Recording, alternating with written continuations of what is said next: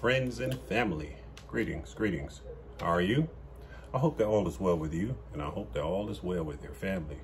Welcome back to the channel, and welcome to month 10. Yes, guys, I made it to month 10.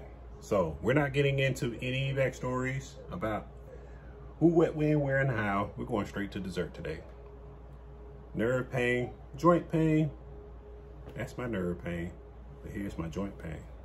Reason why I have joint pain, guys. Number one, we are entering this fall solstice, so the weather is starting to change. It's starting to get cooler, and as a result, arthritis is starting to set in, okay?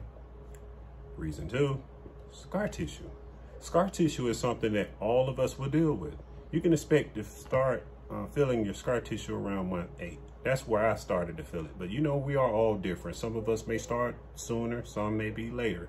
But month 10, it's been kind of kooky for me. It's been crazy. 2 weeks ago, it was like month 9.5. I called myself trying to change my toilet seat cover. I was positioned on the commode backwards, kind of like I'm sitting in his office chair, but I was reaching down to loosen the screws. I'm not gonna go all the way with the full position because I just got reprogrammed, guys. So we'll get to that in just a moment. But by the time I finished that project, guys, I did notice that my pulsation did change. I wasn't concerned with lead migration because while I was in that position, I did not feel any discomfort around my leads, and I did not feel any other discomfort in my back. But what I did feel some stretching, pulling sensation in my lower lumbar, in the hip region, also accompanied by implant site pain. Scar tissues around that implant too. So leads and that, and my first failed laminectomy, I have scar tissue everywhere back there. So it's been crazy. So throughout the nights, guys, maybe 3 nights out of each week, weekly, I'd be tossing and turning. I'd have a hard time getting comfortable.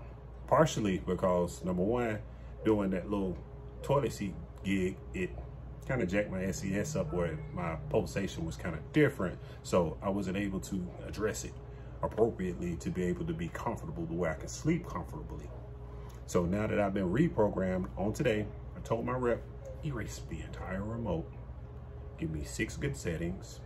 Give me 1 for my legs, give me 1 for my hip, give me 1 for my back and my hips, and give me 1 that just hit me from here all the way down to the sole of my feet. That's the program I'm running right now. I like it. I'm going to sit on it for maybe a week and see how it works. I'll check back in another week or 2, and I'll give you guys an update on that. But let's see. Good days to bad days, guys. I have more good days than I do bad days. When I wake up in the morning, it is kind of rough sometimes because of the aching and the joint pain. But like I said, I have no nerve pain, but it's just only joint pain. I take my gabapentin. I'll take an ibuprofen that's needed, you know, and it'll kind of subside a little bit, you know. And when I have my good days, I try to do as much as I can without overdoing it. When I'm having my bad days, I take it light so I can let things settle down. What I can suggest to you guys, whatever you do while you are recovering, no matter how good you feel, because sometimes this system will trick your mind and you'll think you're Superman and you'll do something that will either cause your pulsation to change, you might make your leads migrate, or you might hurt yourself. So please take it 1 step at a time, all right?